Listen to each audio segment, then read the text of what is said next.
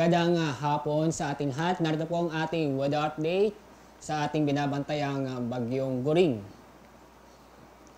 Si Bagyong Goring po ay bahagyang lumakas. Ngayon po ang lakas ng hangin malapit sa mata ng bagyo ay nasa 165 kilometers o 165 kilometers per hour. Samantalang ang pagbugso ng hangin ay nasa 205 kilometers per hour. As of 4 o'clock ng hapon, huling namata ng layo ng sentro ng bagyo ay nasa 165 kilometers silangan ng Calayan, Cagayan. Inasa po natin kikilos generally northwestward sa bilis na 10 kilometers per hour. Kasalukuyan, patuloy niyang hinahatak ang habagat ni Goring. At itong habagat ay patuloy na nakaka-apekto sa malaking bahagi ng bansa kasama ang Metro Manila. At yung severe tropical storm Haikwe ay nasa labas pa rin ng ating Philippine Area of Responsibility. So ito ang ating forecast track ni Bagyong Goring. So, sa bukas ng hapon, inaasahan po natin ang layo ng sentro o mata ng bagyo ay nasa 135 kilometers ng west ng Basco, Batanes. Inaasahan po natin lalabas ng PAR, maaaring pong bukas ng gabi or Thursday ng umaga. Pagdating ng Thursday ng hapon, ay nasa labas na po ng ating Philippine Area of Responsibility. Nasa layong 405 kilometers west-northwest ng Itbayat, Batanes. At patuloy itong kikilos patungo sa may southern portion ng China.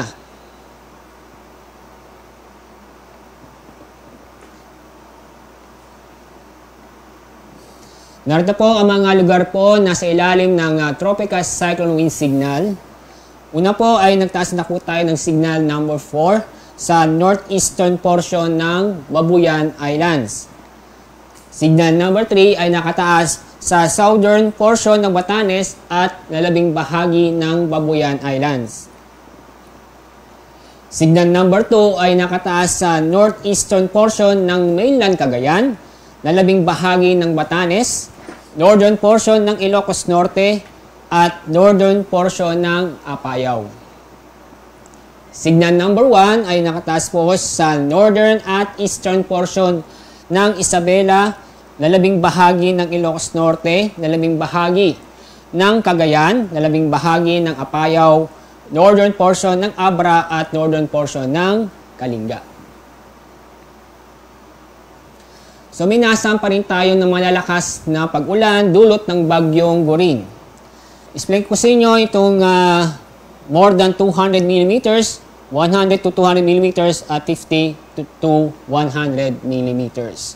Sa isa-summarize ko po ito yung may malalakas na pag-ulan, inaasahan po natin. Yung red po, ibig sabihin niyan ay torrential na pag-ulan. Yung itong kulay orange ay intense hanggang torrential na pag-ulan. At yung yellow, heavy to intense na pag-ulan. So ngayong araw, hanggang bukas ng hapon, may inaasahan tayong mga lalakas na pag-ulan sa Babuyan Islands, Batanes, Ilocos Norte, northern portion ng Abra, Apayao, northern at eastern portion ng mainland Cagayan.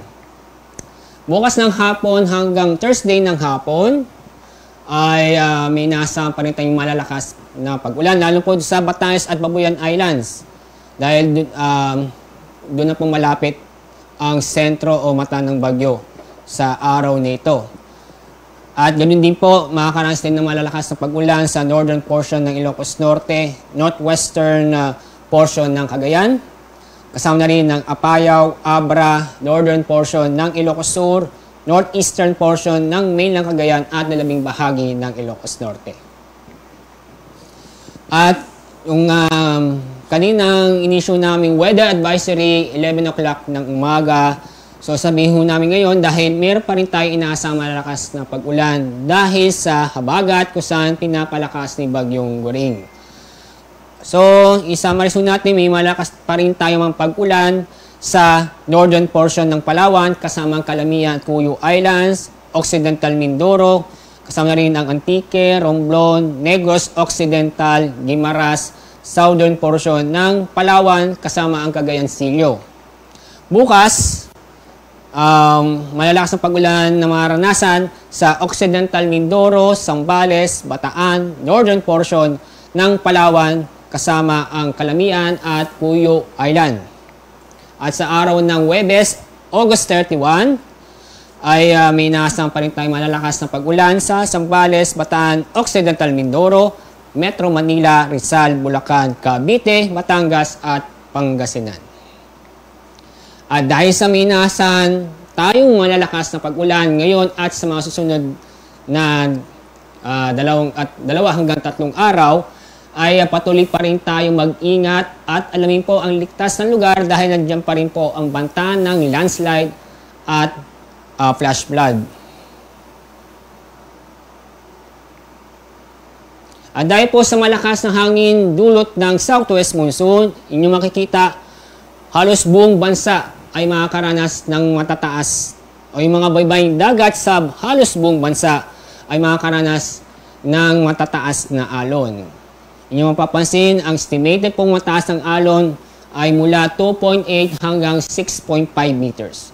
Yung 6.5 meters na taas ng alon ay concentrated po sa may bandang Northern Luzon kung saan malapit ang Bagyong Guring.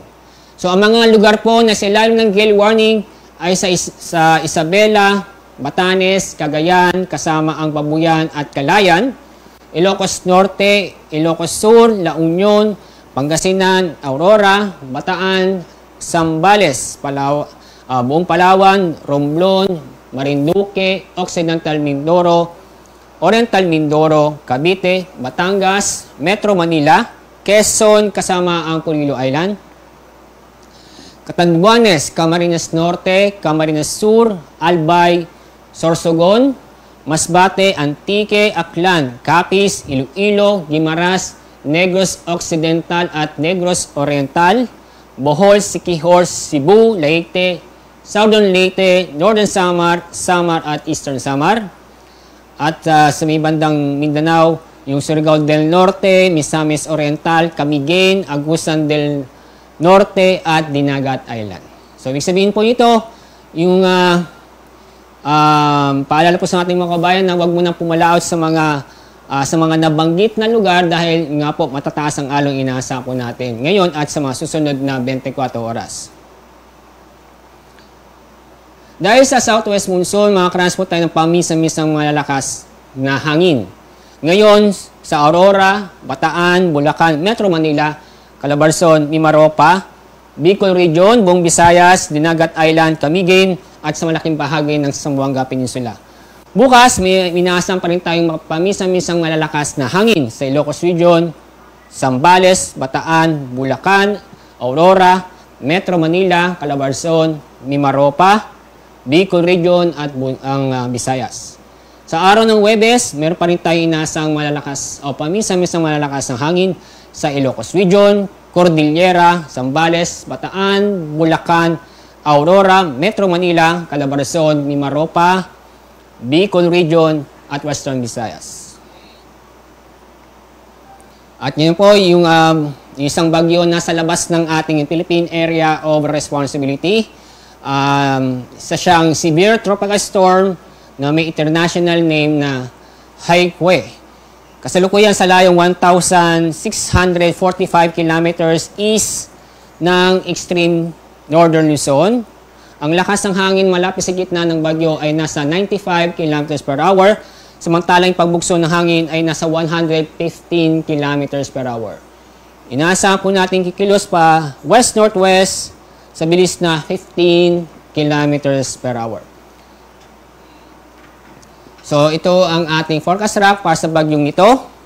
Inaasahan po natin bukas na umaga, nasa loob na po ng ating Philippine Area of Responsibility itong bagyo at tatawagin natin siya Hana. At ang kanyang general direction po nito ay northwestward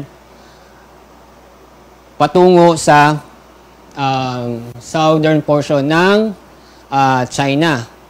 Kapag ganito ang kanyang paggalaw, ay malabo po magtaas po tayo ng signal dulot ng bagyong ito. At ang inaasahan po natin ay siya naman magpapatuloy na paghila o paglakas ng southwest monsoon. So paglabas ni Goring by bukas ng gabi o Thursday ng umaga, ito naman si magiging Hana ang magpapatuloy sa paghila sa habagat. So itong habagat o southwest monsoon ay patuloy o magtatagal ang epekto nito sa ating bansa ngayon at sa mga susunod na 5 araw. So, pag ganoon, makakaranas pa rin tayo ng mga pag-ulan at paminsan-minsan malalakas na hangin dulot ng southwest monsoon sa ating bansa, lalo po sa Luzon at sa Visayas. So, ito po ang ating latest update sa ating binabantayang bagyo. Mag-ingat po tayo. Maraming po salamat.